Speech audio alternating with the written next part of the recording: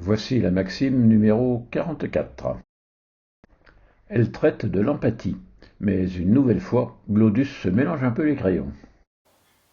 Alors celle-là, j'y comprends. Je suis obligé de vous la lire aussi, hein. Quand un gonne te fait dire ça que t'as pas dit, c'est bien souvent pour se venger qu'avant, t'avais pas entendu ça qu'il t'avait pas dit. Alors celle-là, cherchez pas, hein. Moi, quand je la relis, j'y comprends rien, hein. Faut dire que je l'ai écrite après avoir cuisiné un coco au vin, c'est peut-être pour ça, hein. Et vous, qu'en pensez-vous? Et vous, qu'en pensez-vous? À vrai dire, c'est moi qui ai soufflé cette maxime à Glodus, et j'avais dû arroser son coq au vin, car moi aussi j'ai du mal aujourd'hui à comprendre ce que ça signifie exactement. Bon, la seule chose dont je suis certain, c'est que ça traite de l'empathie. Pour s'en assurer, le plus simple consiste à vérifier sur le dictionnaire la définition de l'empathie. Faculté intuitive de se mettre à la place de l'autre, de percevoir ce qu'il ressent.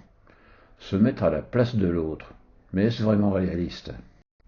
Il nous arrive parfois de dire je me mets bien à ta place ou je ressens ce que tu ressens, mais personne ne peut jamais se mettre à la place de personne. C'est un peu le syndrome de l'imposteur. L'empathie est un don que certains possèdent fortement. Ça peut se travailler avec des méthodes comme l'écoute active, mais l'empathie à 100% n'existe pas. Toi c'est toi et moi c'est moi. Et c'est d'ailleurs plutôt une bonne chose. Ça ne m'empêche pas de donner une définition encore plus ambitieuse, capacité à entendre ce que l'autre ne dit pas et à voir les gestes qu'il ne fait pas.